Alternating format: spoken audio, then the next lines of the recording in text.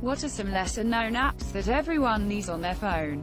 Picture this, uses AI to identify pictures of plants you take. If you've ever wanted to impress people with your knowledge of random plant names, this app is your friend.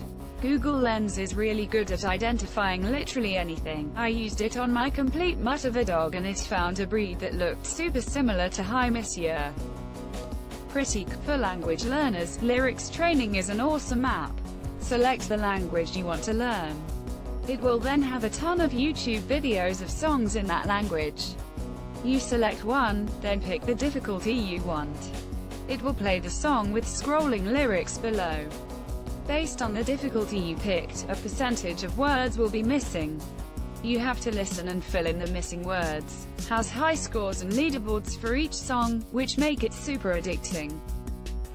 Edit. Thank you to the nice person who gave me gold. Made my I might try this out. I'm trying to learn Japanese as a hobby and could always use more work. Asterisk. In learning Japanese. I think I'm learning Japanese. I really think so. Asterisk. Based on the number of people who seem amazed every time it's mentioned. Libby, from Overdrive. It gives you access to ebooks and audiobooks for free through your local library. You need to call into your local branch and get a library card first. But, I mean, is there ever a bad excuse to go and visit your library? Having fun isn't hard when you've got a library card. Arthur fans represent. Just what? Search for a movie or TV show. It tells you what streaming platform it's available on. Also shows local theater showtimes if that's your thing. This app is necessary these days because every show and movie that is not an original is constantly changing. Night sky is really cool. You can put your phone up to the sky and it points out all the constellations. Edit. Thanks guys for the silver and emoji gold. Much appreciated. Someone said they wanted a link, so smiley face. My friend has a ton of freckles and I really hoped it would point out Orion's belt or some shit on his face. Cool app. It works via GPS, gyroscope, and chronometer, so no, that would never happen. Tiny decisions. You can create wheels for anything and spin them to get an answer. I usually use it to pick a restaurant since my friend group is so indecisive. I don't care, you pick. No, not that place. My radar's simply the cleanest, no frills weather app out there. Automatically opens up to a looping radar of your location. Easy access to hourly and weekly forecast for any location.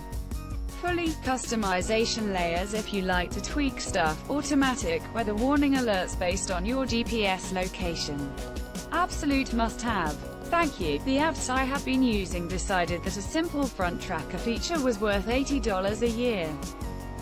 Too good to go. Find cheap, unsold food from top eateries locally, and pay like half price to prevent it from being thrown away.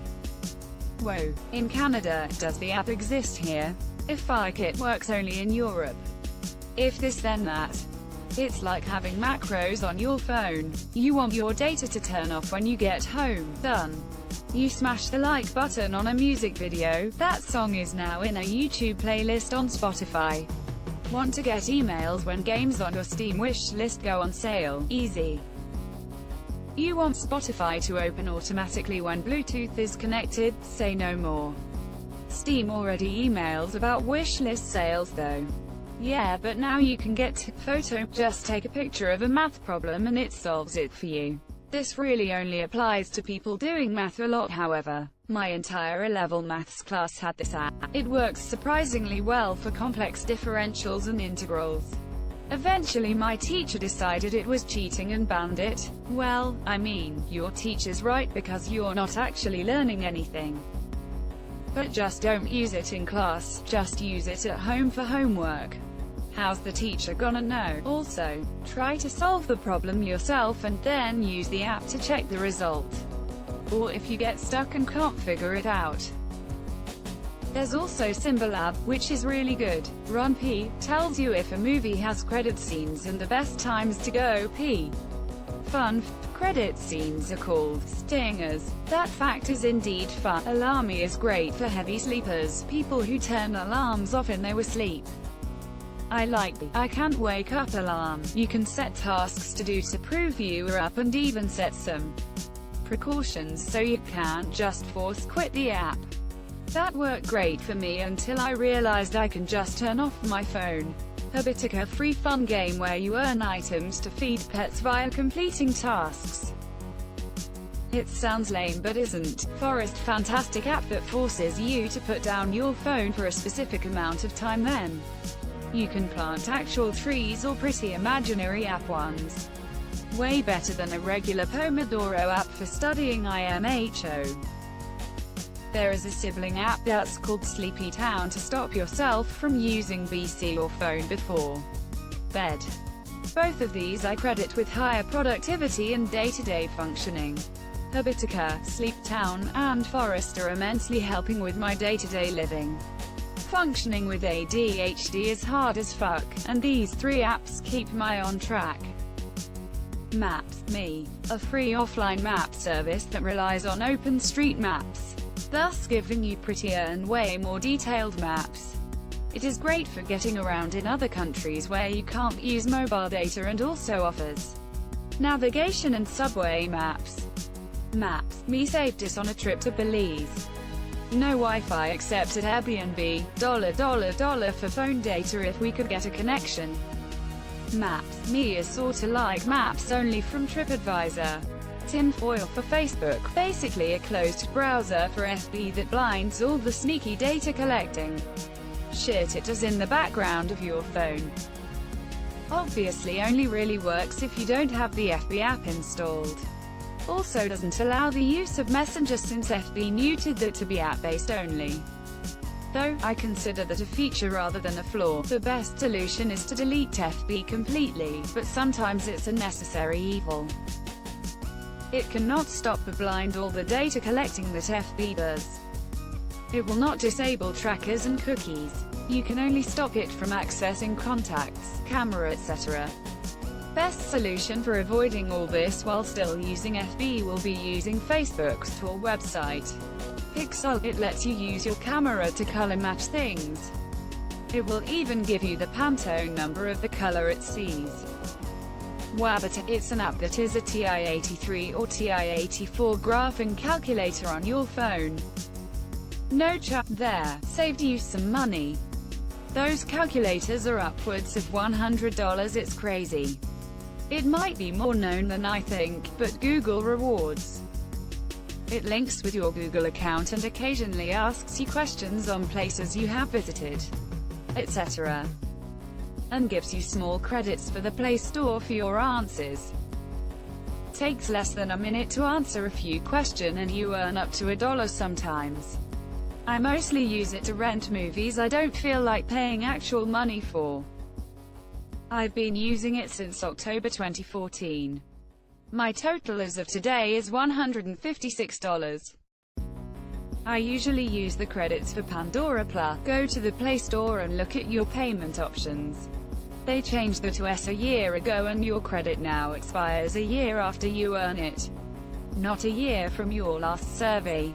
And the only place that's shown is in your payment options in the Play Store. I lost $56 in rewards credit earlier this month because I was unaware of the change. 3 apps that have revolutionized how I use my phone. TickTick, simply a reminder and checklist app, but it's damn good at its job. Leaks ahead of Google reminders. My favorite feature is that each reminder shows up the taskbar to be individually managed. You can clear them out one by one or set them for a later date, time with only a couple clicks. Set up a shortcut to pull up the voice command reminder, then it's as easy as Google Assistant. Push Bullet. Install this app on all of your devices and be able to share any kind of file or text to any device with, like, 2 clicks. In Chrome or File Explorer it shows up in your right-click menu. And on your phone it shows up at the top of the list on your Share dialog. Unified Remote. Install this on your phone, then a simple server on your computer and you're able to emulate your mouse and keyboard from anywhere in the house, as long as they are on the same Wi-Fi. It feels completely natural, like a trackpad with a pop-up standard keyboard. The best thing about these apps is that they just work. Honorable mention: Nova Launcher for a fully customizable home screen with shortcuts and style options. But that's a bit more involved. Nova Launcher will breathe new life into our older phones, it's very well optimized. Evolence or Stride. Record mileage as you track could be helpful if you want to expense work-related drives. Wiser. It's a free therapy app that helps you manage and cope with sadness, stress and more, and I recommend it. Sonnet. It helps to remove the water from your speakers. WTF. If you are looking for a great secure encrypted messaging app that isn't owned by Facebook, I suggest Signal. It can be used to replace the stock Android messaging app. There's also an iOS app, which means it makes cross-platform secure messaging possible. You can also use their desktop app to sync messages, so you don't have to just use the phone app. It can use Wi-Fi when you are connected to save data as well. Signal was partly founded by Brian Action.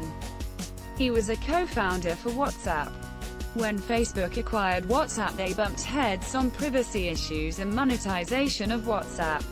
So what does this guy do? He tells WhatsApp, Facebook to shove it, leaves $850 million in unvested options and started Signal. This is why I like Signal, a badass carrot app. Carrot made carrot by carrot badasses, carrot for carrot badasses.